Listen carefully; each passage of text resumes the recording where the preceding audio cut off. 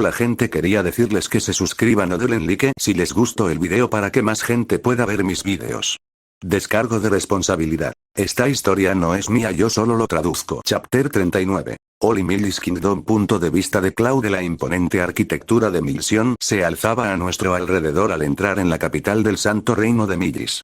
Los edificios encalados brillaban a la luz del sol, con sus agujas elevándose hacia el cielo como plegarias manifestadas. El olor a incienso flotaba en el aire, dulce, empalagoso y ligeramente opresivo, mezclándose con los olores comunes de cualquier gran asentamiento. Sudor, ganado y comercio. Me encontré retirándome hacia mi interior, mientras mi conciencia ordenaba fragmentos de memoria que no me pertenecían del todo. En una época, este lugar había sido un escenario de profunda decepción para Rudeus. En otra, representó un punto de inflexión donde los caminos se separaron irrevocablemente. Las contradicciones me hacían palpitar las sienes con un dolor sordo y persistente. Oye, Claude, ¿qué estás haciendo? La voz de Rudeus parecía provenir de muy lejos, a pesar de que caminaba a mi lado. Lo ignoré, absorto en la inevitable confrontación que le aguardaba. El recuerdo de un Claude diferente, la tercera variante cuyas experiencias se aferraban a mi consciencia, me proporcionó fragmentos de conocimiento sobre esta línea temporal. Paul estaría aquí. Lucharían. Algunas cosas parecían fijas en todas las líneas temporales, inmutables a pesar de mis intervenciones. Había muchas cosas que deseaba cambiar durante nuestro viaje, alas de mariposa que anhelaba poner en movimiento, pero el peso de la causalidad presionaba mis hombros como una carga física. No puedo. El pensamiento se manifestó con una certeza aplastante.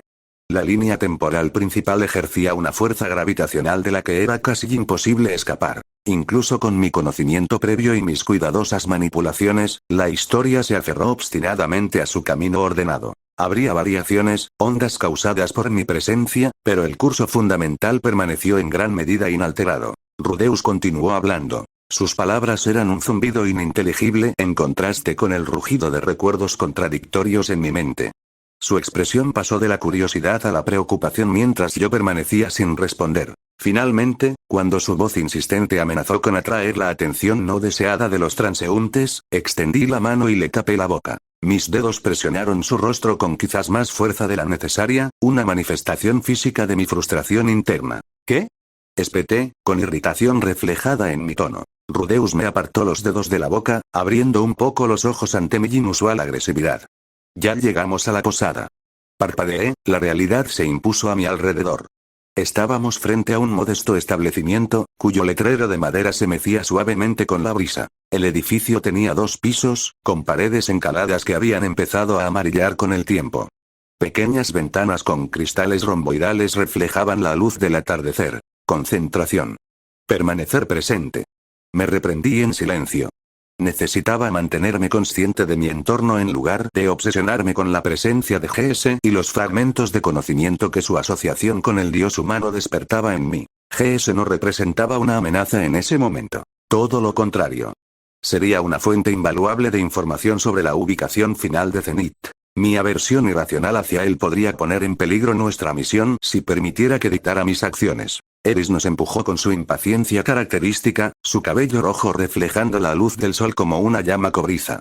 Ruiger la seguía de cerca. Su alta figura y su distintivo cabello verde atraían miradas recelosas de los transeúntes. El estigma de la raza super era evidente incluso allí, en susurros apagados y miradas desviadas. Solté a Rudeus y lo observé mientras se apresuraba a alcanzar a Eris. Desaparecieron en el interior sombrío de la posada, dejándonos a GS y a mí momentáneamente solos afuera. «Ustedes dos son cercanos», observó GS, con una sonrisa cómplice arrugando las comisuras de sus ojos. Me encogí de hombros, fingiendo indiferencia a pesar de la tensión que me acosaba. Bueno, después de todo, es mi amigo de la infancia. No hay manera de que me aleje de él. Pocos lazos de la infancia perduran, ¿sabes? La expresión de GS se suavizó con algo parecido a la nostalgia. Incluso los miembros de mi grupo vivieron sus propias vidas después de que el grupo se disolviera. Una sombra de melancolía cruzó su rostro. Emoción genuina de un hombre conocido por su duplicidad en otros fragmentos de líneas temporales. Bueno, así es la vida, respondí, sorprendida por el tono filosófico que surgió sin querer. Las despedidas serán otro tipo de vínculo en sí mismas. Mientras mantengan una buena relación, podrán conocer y saludar a gente nueva por el camino. ¿No será más divertido? GS me observó con renovado interés, con la cabeza ligeramente ladeada. Jajaja, a veces dudo que fueras un niño, como Rudeus Yeris. Sus palabras rozaban incómodamente la verdad. No era solo una niña. Era un punto de convergencia de múltiples vidas, una colección de fragmentos reunidos en algo que se aproximaba a una identidad coherente. ¿Quieres intentar que te envíen a una mazmorra durante 7 meses y sobrevivir? Pregunté, con un tono deliberadamente ligero a pesar del peso del recuerdo. La mazmorra de pesadilla me había puesto a prueba más allá de mi resistencia, obligándome a adaptarme y crecer por algo que ningún niño debería pasar. No, gracias, respondió GS con una risita que no llegó a sus ojos. Seguro que moriría la primera noche. Lo observé mientras finalmente entramos juntos en la posada. Era alguien genuinamente agradable en muchos sentidos. Afable, inteligente, ingenioso. En otra vida, en otra circunstancia, quizá habría acogido su amistad sin reservas. Él es alguien agradable. El pensamiento surgió con sorprendente claridad. Lo sé, pero alguien como él es fácilmente utilizado por los malos. ¿Y no fue esa la verdadera tragedia?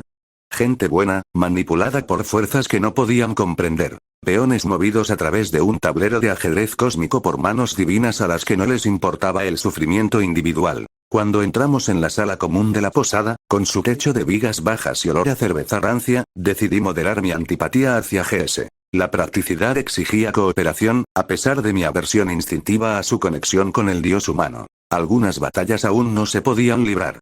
Algunos conocimientos era mejor mantenerlos ocultos tras la fachada de una amistad infantil común y corriente. Por ahora, añadir punto de vista, el santo reino de Millis brillaba con un fervor religioso y una grandeza arquitectónica que desmentían la podredumbre que supuraba en sus rincones sombreados. Observé mi entorno con ojos entrenados para notar detalles que otros pasaban por alto, una habilidad perfeccionada a través de la necesidad y la tutela despiadada de un hombre. Yo soy Somar. De los tres, Mike, Claude y yo, soy el más normal.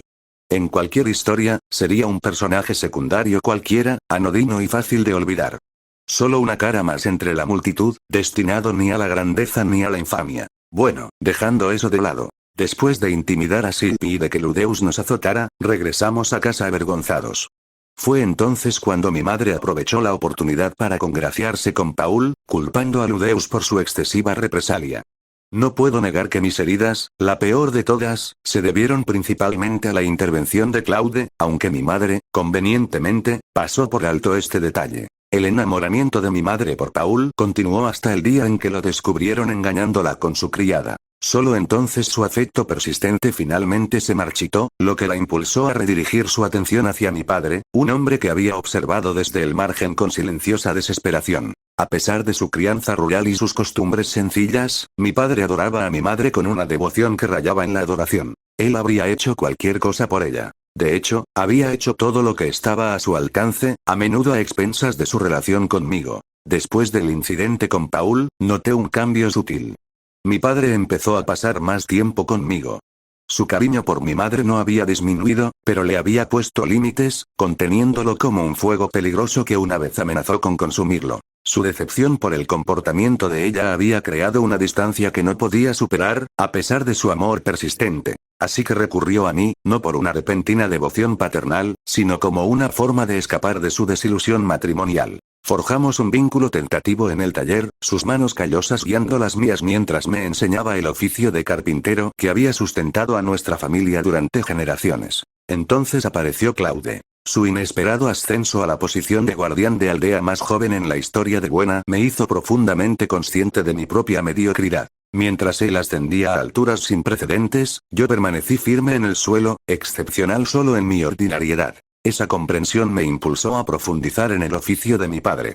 Si no podía igualar la destreza marcial de Claude ni el talento mágico de Rudeus, tal vez podría encontrar un propósito en crear en lugar de destruir. Pasaron meses en relativa paz antes de que Claude desatara su particular tipo de tiranía sobre los niños del pueblo. Con el pretexto de entrenamiento, instituyó un régimen tan brutal que habría dejado pálidos a los instructores militares. ¡Corre! Claude está aquí. La advertencia resonaba por las calles del pueblo, haciendo que los niños se dispersaran como pájaros asustados. Me encontré, sorprendentemente, asumiendo el liderazgo de esta caótica retirada. Niños, tanto mayores como menores, me miraban en busca de orientación mientras huíamos de la sombra de Claude que se acercaba. Sus métodos de entrenamiento rayaban en lo sádico. Corríamos en circuito por el pueblo hasta que nos ardían los pulmones y nos temblaban las piernas. Blandíamos espadas de madera hasta que se nos formaban ampollas, que reventaban y volvían a formarse en las palmas. Cuando por fin volvíamos a casa, exhaustos, nuestros padres simplemente sonreían, curaban nuestras heridas y susurraban amenazadoramente sobre los peligros que acechaban más allá de nuestra aldea. Traficantes de esclavos que se aprovechaban de niños sin entrenamiento ni preparación. Maldita sea, ¿qué les hizo a nuestros padres? Su complicidad en nuestra tortura fue quizás más desconcertante que la propia brutalidad de Claude. Así nació la Coalición de Niños de Buen Avillaje, un movimiento de resistencia formado a la sombra de nuestro opresor. Nos reunimos en secreto, uniendo nuestros escasos recursos e inteligencia colectiva para desafiar el régimen tiránico de Claude. Como líder reticente de la coalición, me sumergí en el arte del espionaje.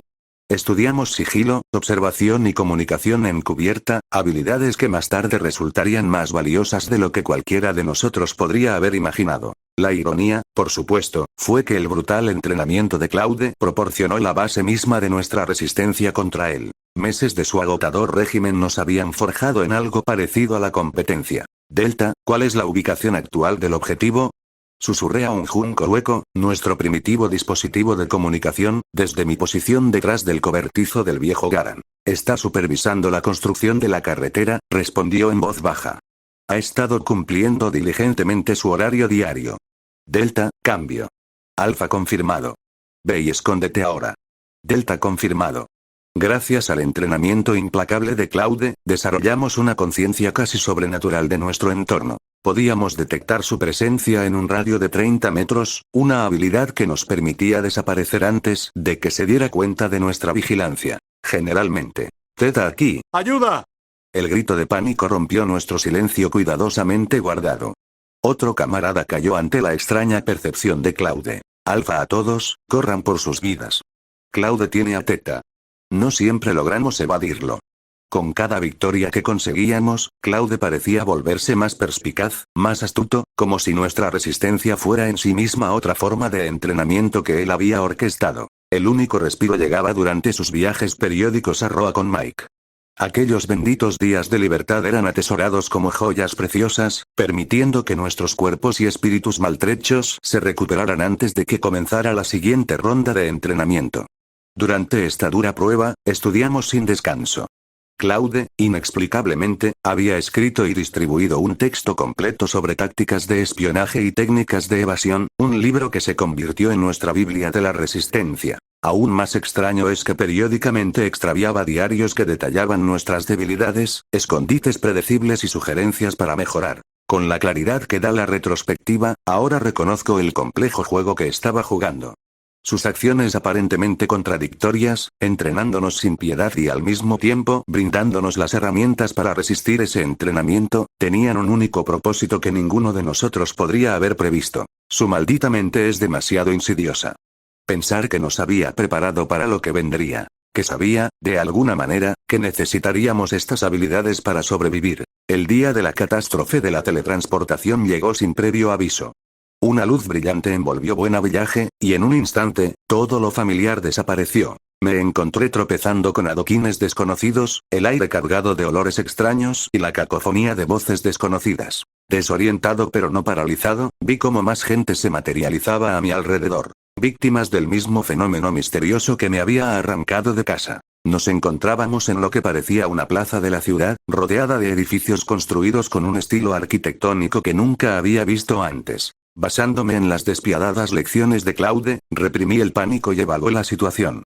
La recopilación de información prevaleció sobre la reacción emocional. Pronto descubrí que este lugar era un antro de iniquidad dentro del supuestamente piadoso Reino Santo de Millis, un enclave criminal donde el comercio ilícito florecía bajo una apariencia de decoro religioso.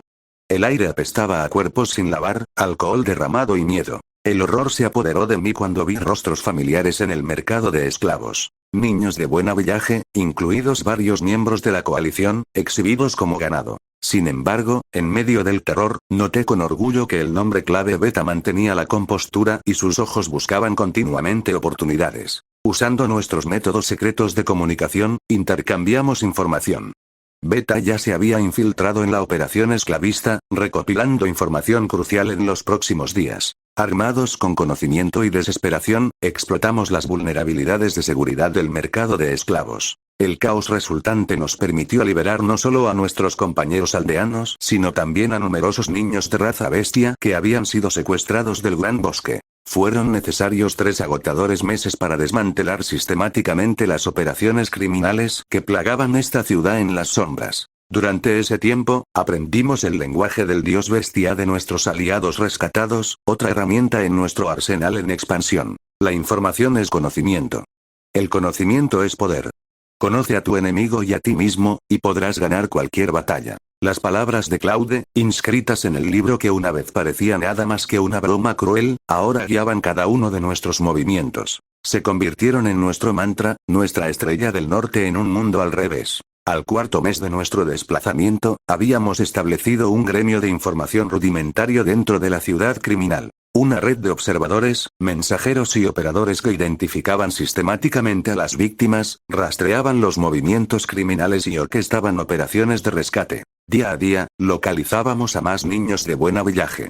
Cada reunión fortalecía nuestra determinación y ampliaba nuestras capacidades. Lo que comenzó como un intento desesperado por sobrevivir se convirtió en algo más útil. Una organización paralela dedicada a proteger a los vulnerables en una ciudad donde la justicia oficial hacía la vista gorda. Incluso ahora, a medida que nuestra red crece y nuestra influencia se extiende por todo el submundo criminal de Milsion, seguimos reuniendo información y salvando a quienes no pueden salvarse a sí mismos. No se me escapa la ironía.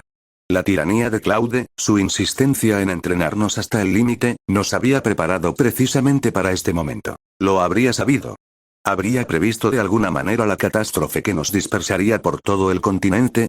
Estas preguntas me atormentan en los momentos de tranquilidad, pero las dejo de lado en favor de preocupaciones más inmediatas. Habrá tiempo para encontrar respuestas cuando encontremos el camino a casa, si es que tal cosa todavía es posible. Por ahora, continuamos construyendo nuestra red de información, arrebatando lentamente el control de la ciudad criminal de las sombras. Lo que comenzó como supervivencia se ha transformado en una misión, una que tal vez nunca hubiera sido posible sin las crueles lecciones del niño que parecía no ser más que un torturador infantil. Quizás no soy tan común después de todo.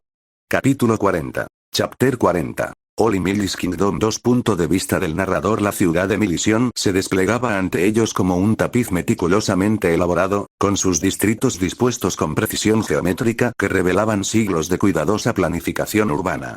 A diferencia de la expansión orgánica de la mayoría de los asentamientos, esta capital sagrada había sido diseñada con un propósito. Cada barrio cumplía funciones distintas dentro de la maquinaria mayor del reino. En el norte se alzaba el distrito residencial, donde la propia arquitectura narraba historias de estratificación social. Casas modestas de piedra encalada y entramado de madera se agrupaban en ordenadas hileras para los ciudadanos comunes, mientras que mansiones ornamentadas con tejados inclinados y agujas decorativas albergaban a familias nobles y caballeros distinguidos. A pesar de estas visibles disparidades de riqueza y estatus, todas compartían la clasificación fundamental de residencias privadas. Todas moradas bajo el mismo cielo norteño. La sección oriental respiraba con el ritmo rítmico del comercio en el acertadamente llamado distrito comercial. Aquí, comerciantes de todo el continente se reunían bajo coloridos toldos y en estrechos escaparates. Si bien las estructuras individuales eran de tamaño modesto, su energía colectiva transformaba el distrito en un hervidero de actividad económica. El aire vibraba con voces de regateo y el tintineo de las monedas al cambiar de mano, mientras que los aromas de especias exóticas y productos extranjeros se mezclaban con el omnipresente aroma del pan recién horneado de innumerables pequeñas panaderías. Esto era más que un mercado. Era el corazón económico del reino, donde las compañías comerciales forjaban conexiones que se extenderían por todo el continente. Los herreros martillaban metal brillante para crear herramientas y armas, mientras que las casas de subastas exhibían tesoros provenientes de tierras inimaginables. El barrio sur, conocido simplemente como el distrito de los aventureros, tenía una atmósfera distintiva. Allí, la reluciente sede plateada del gremio de aventureros dominaba el horizonte, rodeada de establecimientos dedicados a quienes arriesgaban sus vidas por la gloria y el dinero. Las armerías exhibían herramientas letales en sus escaparates, mientras que los sastres especializados ofrecían prendas con protecciones mágicas. Sin embargo, bajo esta apariencia de heroica empresa se escondían elementos más oscuros. El distrito albergaba un barrio marginal notorio donde los aventureros fracasados malgastaban sus últimas monedas en casas de juego que nunca cerraban. El mercado de esclavos, reubicado aquí en lugar del distrito comercial en un reconocimiento tácito de su naturaleza indeseable, operaba con discreta eficiencia a pesar de la supuesta autoridad moral del reino. Al oeste, el distrito sagrado resplandecía con piadoso esplendor. La gran iglesia dominaba esta zona, con sus imponentes agujas elevándose hacia el cielo como manos suplicantes. La luz del sol se reflejaba en las cúpulas doradas y vidrieras que representaban santos y guerreros sagrados. La sede de la Orden de los Caballeros del Santo Millis se alzaba como una manifestación física de la autoridad marcial de la Iglesia, un recordatorio de que esta fe se propagaba no solo mediante la oración, sino también mediante la espada cuando era necesario. El grupo se acercó a la ciudad a través del distrito de los aventureros, una decisión práctica surgida de la necesidad. La experiencia les había enseñado que los aventureros que intentaran entrar por otros distritos se enfrentarían a rigurosos interrogatorios y retrasos burocráticos, una complicación que no podían permitirse. ¡Qué ciudad tan problemática!, pensó Claude mientras observaba la elaborada estratificación social construida sobre las mismas piedras de Milisión. La transición fue inmediata y desconcertante al cruzar las puertas de la ciudad. Desde la distancia, Milisión parecía un faro de gracia divina. Sus muros de piedra blanca y sus relucientes agujas prometían santuario y elevación espiritual. Sin embargo, una vez dentro, la ilusión se quebró para revelar una ciudad tan imperfecta y humana como cualquier otra. Cerca de la entrada, posadas y establos competían ferozmente por los clientes de los recién llegados. Los pregoneros anunciaban precios promocionales y dudosas promesas de comodidad. Sus voces creaban una cacofonía que asaltaba los sentidos tras semanas en las tranquilas carreteras. El olor a estiércol de caballo se mezclaba con el de las fogatas, el incienso de los santuarios callejeros y el indefinible olor a almizcle de la excesiva proximidad. Al final de la avenida principal adoquinada, una armería exhibía sus productos tras rejas de hierro, protección contra el robo en un distrito conocido tanto por su desesperación como por su heroísmo. La mirada experta de Claude observó los estrechos callejones que se bifurcaban desde la vía principal, donde se podían encontrar alojamientos más económicos para quienes estuvieran dispuestos a sacrificar la seguridad por la economía. La sede del gremio de aventureros dominaba el horizonte del distrito. Su cúpula plateada captaba la luz del atardecer y proyectaba un resplandor casi sobrenatural sobre las calles abarrotadas. Incluso desde la entrada de la ciudad, este monumento a la aventura organizada atraía como un faro a los barcos en alta mar. Al llegar a un establo a un precio razonable, organizaron el alojamiento para su caballo y su carro. Apenas había concluido la transacción cuando GS se aclaró la garganta con deliberado énfasis. Bueno, tengo algunos lugares que visitar, así que discúlpenme, por favor, anunció con un tono casual pero una mirada alerta que Claude reconoció inmediatamente como significativa. ¿Eh? ¿Ya nos separamos? La voz de Ludeus denotaba genuina sorpresa, y su expresión se desanimó un poco. ¿Qué es esto? ¿Te hace sentir solo, senpai? Las palabras de GS eran burlonas, pero transmitían un profundo afecto genuino que había desarrollado durante su viaje compartido. Sí, eso me hace sentir solo.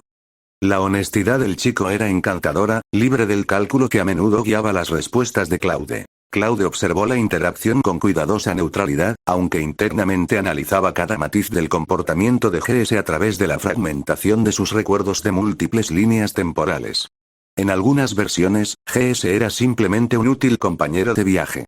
En otras, sus conexiones con el dios humano lo convertían en un agente involuntario de manipulación cósmica. Rudeus realmente valoraba la compañía de aquel hombre. Habían viajado juntos poco tiempo, pero la amabilidad y las habilidades prácticas de GS habían aliviado muchas cargas. Tan solo su cocina había elevado su viaje de mera supervivencia a algo cercano a la comodidad. No te sientas solo, senpai. Nos volveremos a ver siempre que estemos en la misma ciudad. GS se encogió de hombros y le dio una palmadita cariñosa en la cabeza a Ludeus antes de darse la vuelta para irse. Eris se interpuso en su camino, asumiendo una postura que Claude había llegado a reconocer como su postura exigente. Brazos cruzados y barbilla inclinada hacia arriba en una muestra de obstinada determinación. Gansos. La próxima vez que nos veamos, enséñame a cocinar. Exigió, con su voz cargada de ese tono imperioso de nobleza que años de desplazamiento no habían logrado erradicar por completo. Por eso dije que de ninguna manera. Eres persistente. A pesar de sus palabras, la expresión de GS reflejaba más diversión que molestia mientras la esquivaba. Antes de partir, se detuvo para palmear el hombro de Ruiger, un gesto de respeto entre hombres que entendían el peso de sus respectivas historias. Entonces cuídate tú también, Dana. Cuídate tú también. No hagas muchas cosas malas. La respuesta del guerrero Supart tenía un toque de humor bajo su seriedad. Lo sé. Con un último gesto, GS se fundió con la multitud con la facilidad experimentada de alguien acostumbrado a aparecer y desaparecer a voluntad. La despedida pareció desproporcionadamente casual considerando los 2 meses que habían viajado juntos. Sus caminos, brevemente entrelazados, se separaron con tanta brusquedad que dejó a Rudeus parpadeando, confundido. Justo cuando el perfil distintivo de GS comenzó a desaparecer entre la bulliciosa multitud, de repente se dio la vuelta. Ah, es cierto, senpai. No olvides aparecer en el gremio de aventureros. Gritó, con una voz apenas audible por encima del ruido de la calle. ¿HN? Ah, claro. Respondió Rudeus, levantando la mano en señal de reconocimiento. Los pensamientos del chico eran claros para Claude. Necesitaban visitar el gremio a toda costa para conseguir trabajo y fondos. ¿Por qué enfatizar algo tan obvio? Cuando GS desapareció una vez más en la calle llena de gente, Claude observó el cambio sutil en el comportamiento de Rudeus. La mirada ligeramente desenfocada, el embotamiento casi imperceptible de su habitual y aguda conciencia. Suspiro, ¿eres estúpido o algo así? Las palabras de Claude atravesaron la niebla mental que había comenzado a envolver a su compañero. ¿Eh? Ah, cierto. El panel de información, la vergüenza de Rudeus se manifestó en un gesto tímido mientras se rascaba la nuca. El lapsus momentáneo le pareció a Claude profundamente inusual. Que alguien con el intelecto y la cautela de Rudeus, un chico que guardaba los recuerdos y la sabiduría de una vida anterior, olvidara de repente algo tan crucial como buscar información sobre el incidente de la teletransportación era más que extraño. Era sospechoso. En ese momento, Claude sintió la sutil presión de la manipulación externa. Las huellas apenas perceptibles de la interferencia divina. La influencia del dios humano operaba con insidiosa sutileza, apartando a Rudeus de ciertos conocimientos, llevándolo hacia encuentros predeterminados y alejándolo de otros. Ya veo, debe ser ese dios humano. La mente de Claude repasó las implicaciones y posibles contramedidas mientras su expresión permanecía cuidadosamente neutral. El patrón se hacía más claro. En las profundidades del continente demonio, cuando la línea temporal original debería haber guiado a Rudeus Iris hacia Roxy, el dios humano intervino. En cambio, se encontraron con Kisirika Kisirisu, el señor demonio de los ojos, quien le otorgó a Rudeus el don de la previsión, un don que moldearía sus decisiones para favorecer los inescrutables planes de la deidad. Ahora, aquí en Milisión, las manipulaciones continuaban. Si los acontecimientos seguían la línea temporal principal que Claude recordaba de su conocimiento fragmentado, Rudeus pronto se enfrentaría agriamente con Paul antes de encontrarse con su hermana Aisha, otra pieza de ajedrez colocada en su lugar por manos invisibles. Incluso GS es algo que el dios humano plantó, comprendió Claude, admirando las intrincadas capas de los planes de la deidad a pesar de su aversión a su origen. La estratagema del dios está llena de asombro. No sé qué se esconde bajo sus pulgares. Pero el hecho de que no pueda venir solo ya es algo agradecido, lo que significa que no puede entrar en este mundo sin un representante. Esta limitación ofrecía cierta seguridad, al menos por ahora. La deidad necesitaba avatares y agentes para ejecutar su voluntad en el mundo físico. Basándose en los recuerdos que Claude conservaba de su tercera variante, el objetivo final del dios humano era ganarse la confianza de Rudeus. Transformarlo de una amenaza potencial en un instrumento dispuesto.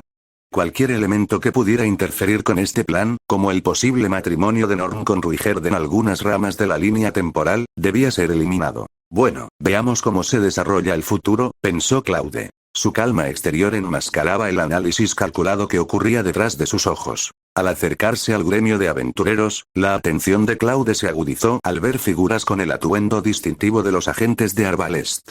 Con gestos sutiles, dirigió a Rudeus y Ruiger hacia ellos, con movimientos lo suficientemente despreocupados como para no llamar la atención de los transeúntes. Encantado de conocerlo, maestro Claude.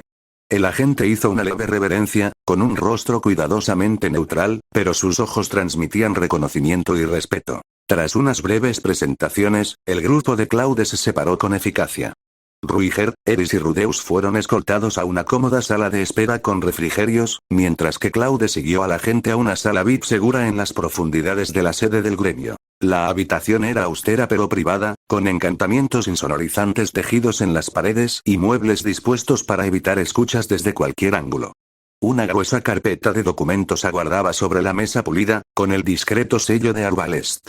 Es el informe que habíamos reunido hasta hoy, mi señor, afirmó el agente, poniéndose firme mientras Claude tomaba asiento. Para la mayor parte del mundo, Arbalest operaba bajo la propiedad y dirección de Mike. Pocos conocían la verdad. Claude era el verdadero fundador y líder de la organización, y Mike era su imagen pública y director operativo. Cada miembro había sido examinado y entrenado personalmente por el propio Claude, lo que dio como resultado una red de agentes cuya lealtad era absoluta y cuyas habilidades rayaban en lo legendario en ciertos círculos. Entonces es el 90%, ¿eh? Reflexionó Claude mientras examinaba los datos meticulosamente recopilados. ¿Has encontrado algo más? No, señor. Basándonos en el 90% que hemos rastreado, hemos descubierto que el 15% estaban muertos. Sería una tasa de mortalidad del 16% contando a la pareja que encontró. La expresión de Claude no cambió, pero algo frío se apoderó de su pecho. Cada punto porcentual representaba personas, familias destrozadas, niños huérfanos, vidas terminadas o alteradas irrevocablemente por un evento que no había podido evitar a pesar de saberlo. Ya veo. Entonces, la razón de la muerte de las víctimas de metástasis es nuestra falta de apoyo. La declaración no era una pregunta, sino un amargo reconocimiento. Sí, señor. No tenemos suficiente personal para salvar a todos los afectados. La voz del agente se mantuvo profesionalmente distante, aunque un matiz de genuino arrepentimiento tiñó sus palabras. También hemos estado en contacto con Somar en el distrito de la ciudad criminal. Está operando de forma encubierta mientras intenta establecer el control de toda la zona. Claudia asintió, haciendo una breve pausa antes de continuar leyendo el informe detallado. Páginas de datos, testimonios e información de rastreo ofrecían una visión más completa de las consecuencias del desastre de la teletransportación que cualquier otra persona en el continente. Al asimilar la información, una emoción compleja se apoderó de él. No era exactamente orgullo, sino algo similar. Mike había coordinado sus operaciones con notable eficiencia, movilizando los recursos de Arbalest para localizar y asistir al mayor número posible de aldeanos desplazados de Buena. Sin su intervención, el número de muertos habría sido significativamente mayor. Este éxito conllevaba otra implicación que Claude encontró extrañamente reconfortante. Las manipulaciones del dios humano parecían limitarse a individuos clave como Rudeus. La deidad mostraba poco interés en lo que Claude llamaba en privado personajes secundarios. La gente común cuyas vidas se consideraban insignificantes para el juego cósmico que se estaba desarrollando. Este punto ciego creaba oportunidades. Mientras el dios humano se centraba en manipular a los actores principales, Arbalest podía operar en la sombra, contrarrestando su influencia con acciones consideradas demasiado insignificantes para atraer la atención divina. Los recuerdos del tercer Claude afloraron con especial claridad al considerar el papel de Rudeus en el drama que se desarrollaba. A pesar de su vínculo de infancia y su viaje compartido, Claude no se hacía ilusiones sobre su compatibilidad como pareja. Rudeus Greirat era brillante, poderoso y fundamentalmente decente. También era testarudo, ingenuo en aspectos cruciales y, lo más peligroso, un blanco fácil para la manipulación divina. Su condición de individuo reencarnado que conservaba el conocimiento de la Tierra lo hacía especialmente valioso para las entidades que operaban a escala cósmica. Rudeus no es un buen compañero, concluyó Claude, cerrando el informe con un gesto decidido. No por animosidad personal ni falta de afecto, sino porque su proximidad atraía la atención de fuerzas que Claude prefería evitar. Y, sin embargo, sus caminos seguían entrelazados. Ya fuera por el destino, la coincidencia cósmica o las maquinaciones de entidades incomprensibles, Claude se vio arrastrado repetidamente a la órbita de Rudeus, a pesar de conocer los peligros que representaba. Por ahora, continuaría la delicada danza de la asistencia y la distancia, ayudando en lo que pudiera, evitando convertirse en una pieza más del tablero del dios humano. El futuro seguía siendo incierto, envuelto en la pugna de posibilidades provenientes de múltiples fragmentos de la línea temporal. Pero una cosa quedó clara. Claude utilizaría todos los recursos a su disposición, incluida la impresionante red que ahora reportaba a él, para contrarrestar la manipulación de aquellos a quienes buscaba proteger, incluso si nunca se daban cuenta de la guerra invisible que se libraba en su nombre. Chapter 41. Arbalest. Punto de vista de Mike. Soy Mike y supongo que te estarás preguntando acerca de Arbalest. Lo que empezó como un simple grupo mercantil, el lugar que me contrató como aprendiz con los ojos muy abiertos, se ha transformado en algo que jamás imaginé. La compañía mercante Arbalest, como se nos conocía entonces, ahora opera bajo el estandarte del grupo Arbalest. Nos hemos convertido en una organización militar de pleno derecho bajo el mando directo de la noble casa de la región Citoa, el ejército de la familia Boreas. Ese reconocimiento no es fácil de obtener en la feroz política del reino Asura. Claude y yo pasamos incontables noches en vela, planeando todas las rutas posibles para establecer nuestra legitimidad y control. Nuestra prioridad era salvar al mismísimo regente, Lord Sauros Boreas Greirat. Los recuerdos fragmentados de Claude le habían mostrado atisbos de lo que vendría. El evento Metástasis brindaría la oportunidad perfecta para que los enemigos de la familia Boreas orquestaran la caída de su señor, probablemente con su ejecución. Para comprender la gravedad de nuestra situación, es necesario comprender el panorama político del propio reino Asura. Extendiéndose por el continente central, la mayor extensión territorial del mundo, el reino Asura se erige como una de sus naciones más poderosas. El reino opera bajo un complejo sistema feudal, dividido entre 4 grandes casas nobles. Los Boreas Greirat en el gélido norte, los Notos Greirat en el templado sur, los Eurus en las provincias orientales y los Cepirus en los territorios occidentales. Las casas Boreas y Notos llevan el apellido Greirat, lo que las distingue como ramas de un antiguo linaje, mientras que la familia real lleva el nombre Asura. Las casas oriental y occidental mantienen sus propios linajes distintivos.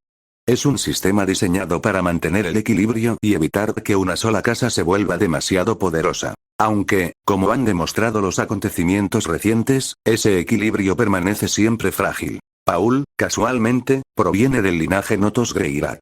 Su exilio autoimpuesto lo llevó a abandonar su apellido, conservando únicamente Greirat como recordatorio tanto de su herencia como de su rebelión. Zenith también tiene sangre noble del reino de Millis, lo que convierte a Rudeus en un hijo de linaje extraordinario. Claude insiste en que la extraordinaria capacidad de maná de Rudeus va más allá de su linaje, algo que tiene que ver con las circunstancias únicas de su existencia, pero siempre es impreciso cuando presiono para que dé más detalles. Gracias al conocimiento previo de Claude sobre el evento Metástasis, nos posicionamos estratégicamente. El grupo de comerciantes Arbalest evacuó más allá de los límites territoriales antes del desastre y luego nos pusimos en marcha. Viajamos a la capital y entregamos cartas cuidadosamente redactadas a las 4 grandes casas nobles. Bombas de tiempo programadas para detonar 4 meses después de la catástrofe. La corte real del reino Asura bullía de tensión y apenas contenía maniobras políticas. Esta gran cámara, donde se dictaban las decisiones más cruciales del reino, servía tanto de tribunal como de teatro. Los ciudadanos abarrotaban las galerías, con sus voces subiendo y bajando como la marea, mientras presenciaban los procedimientos que determinarían el destino de uno de sus señores más prominentes. Hoy, los mismos cimientos del reino parecieron temblar. El tribunal iniciará el juicio contra el acusado. La voz del heraldo interrumpió el murmullo. Lord Sauros Boreas Greirat, regente de la región Citoa.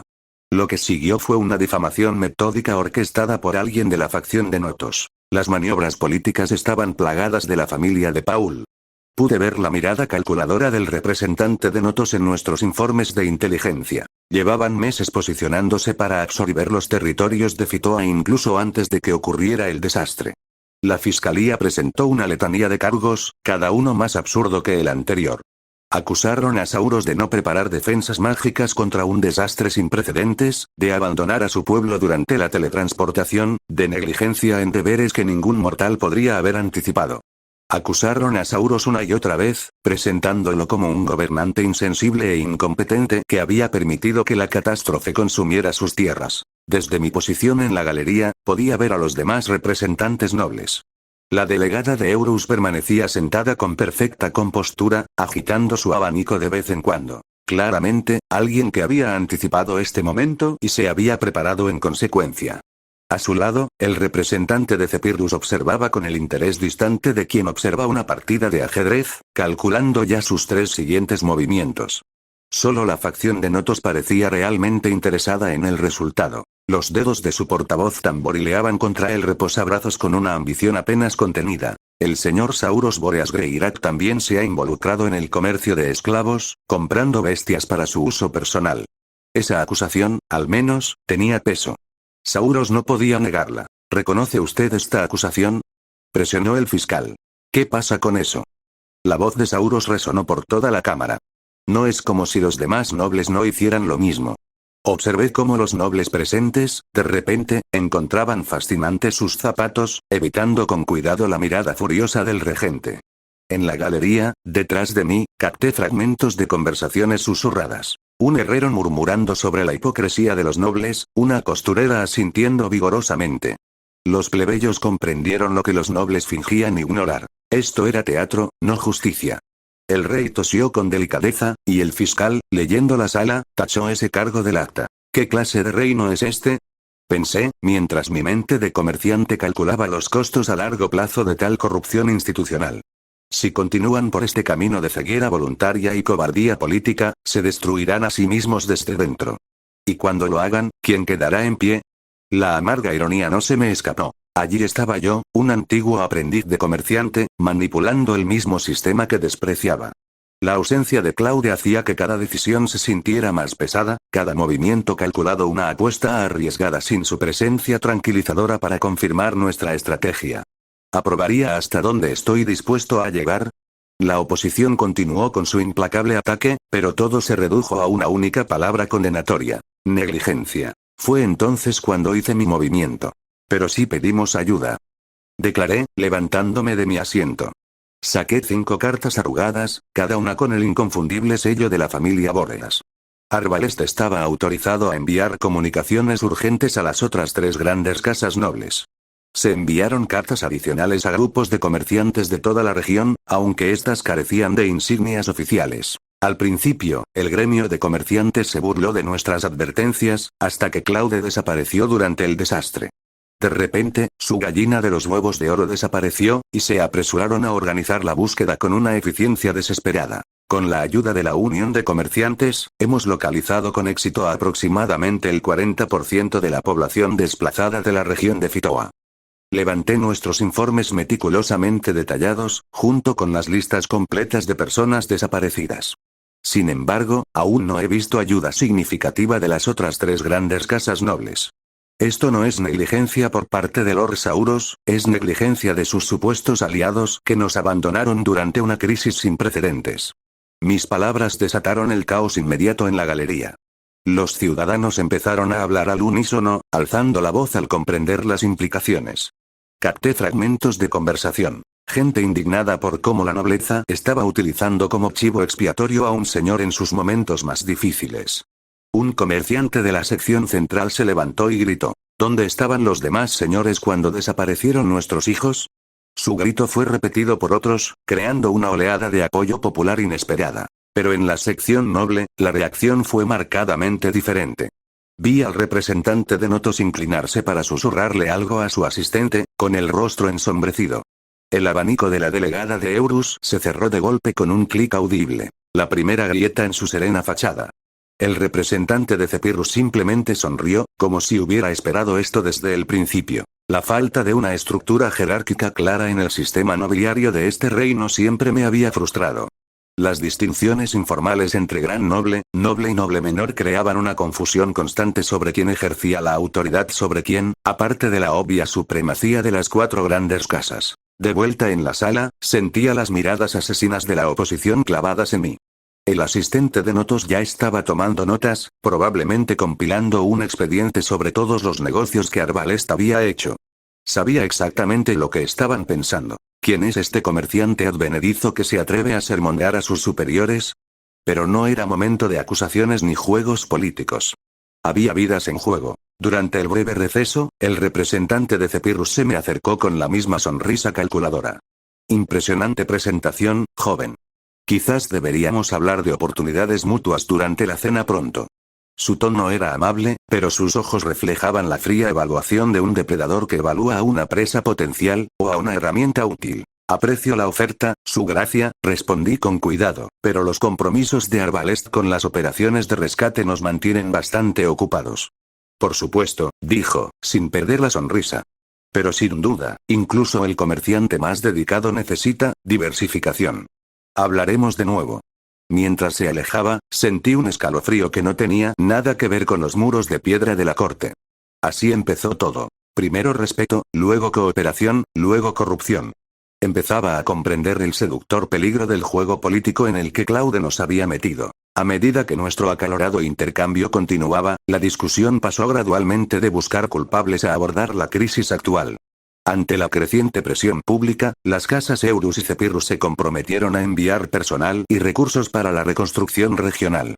La facción Notos, visiblemente reticente pero acorralada, accedió a regañadientes a desplegar fuerzas de socorro en las zonas afectadas. Pude ver al representante de Notos todavía planeando algo vengativo, pero lo descarté como irrelevante por ahora. Reconociendo nuestro éxito en el ámbito político, Lord Sauros aprovechó la oportunidad para elevarnos oficialmente a la categoría de Brigada de Caballeros bajo su mando directo. Este reconocimiento formal supuso importantes beneficios prácticos para nuestras operaciones. Es una triste ironía que la muerte de su hijo y su nuera fortaleciera nuestra posición política. La imagen de un padre afligido y un señor justo resonó con fuerza tanto en la corte como en el público. Claude y yo habíamos intentado desesperadamente salvarlos, ¿entiendes? De verdad que lo habíamos logrado. 3 días antes del evento de Metástasis. Los artefactos de barrera no serán suficientes, había dicho Claude con la voz tensa por la frustración mientras estábamos en su taller. No se aterrizan en la región del Valle Profundo. La densidad de monstruos allí es. Su voz se fue apagando. Sus ojos distantes veían algo que yo no podía ver. Entonces les damos más protección, insistí. Armas, guardias, lo que sea. No lo entiendes. Las manos de Claude temblaban al activar otro encantamiento. He visto este momento. Diferentes versiones, diferentes resultados. A veces viven unos minutos más, a veces horas. Pero siempre, se detuvo, con la mandíbula apretada. Las variables son demasiado caóticas. Demasiados monstruos, muy poca advertencia. Habíamos enviado a 3 de nuestros mejores mercenarios a vigilar discretamente a la familia. Los equipamos con pergaminos de teletransportación de emergencia, pociones curativas e incluso una pequeña fortuna en equipo de protección. Pero cuando el evento de Metástasis dispersó a la gente entre dimensiones, la física misma se convirtió en el enemigo. Momento presente. Pero algunos destinos son inalterables, por mucha previsión que se posea. Cuando el evento Metástasis dispersó a la gente a través de las dimensiones, la familia de Sauros se materializó en el corazón de un territorio infestado de monstruos. Los artefactos de barrera protectora que Claude les había dado resultaron insuficientes contra una manada entera de lobos colmilludos.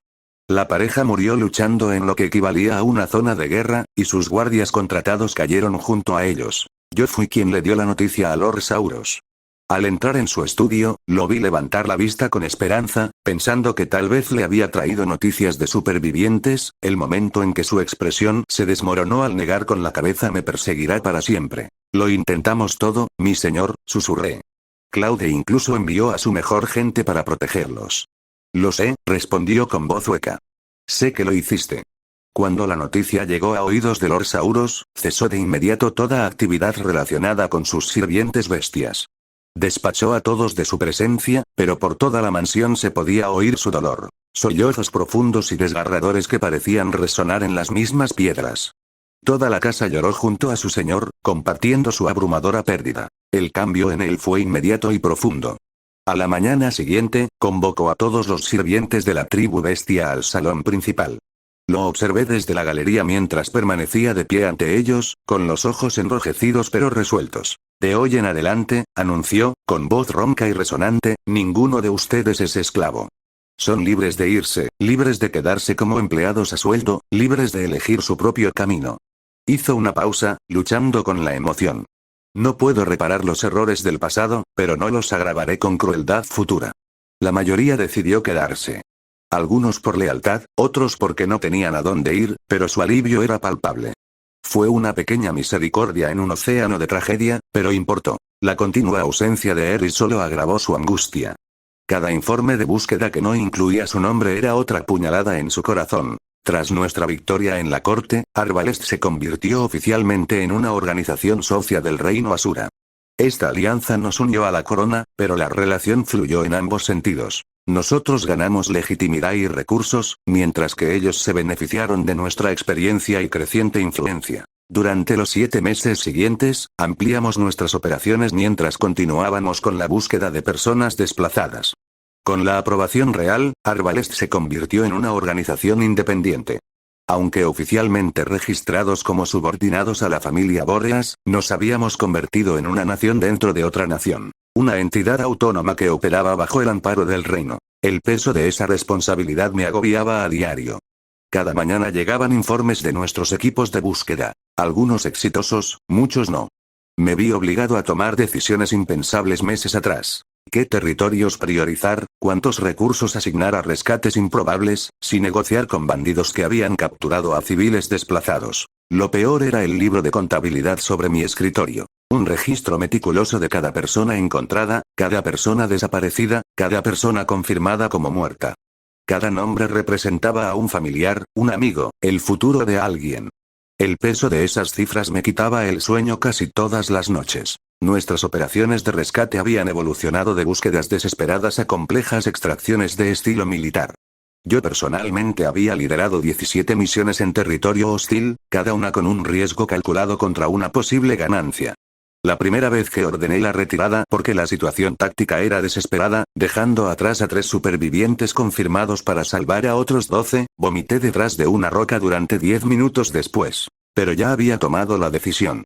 Porque Claude no estaba allí para hacerlo por mí. Durante una operación particularmente brutal en la región de Beltrún, infestada de monstruos, nos topamos con un grupo de nobles desplazados que se negaron a ser rescatados porque no confiaban en que los simples comerciantes los protegieran adecuadamente. Los abandoné allí. 3 días después, nos enteramos de que todos habían sido asesinados. Una parte de mí se sintió reivindicada. Otra, más grande, se sintió mal. La familia real del reino Asura desconocía por completo nuestro verdadero alcance e independencia, o eso creía yo. Sin embargo, la semana pasada, noté una nueva cara entre los agentes de información de la capital. Alguien preguntaba sobre las fuentes de financiación de Arbalest, nuestra capacidad operativa y nuestra verdadera cadena de mando. El aparato de inteligencia real empezaba a darse cuenta.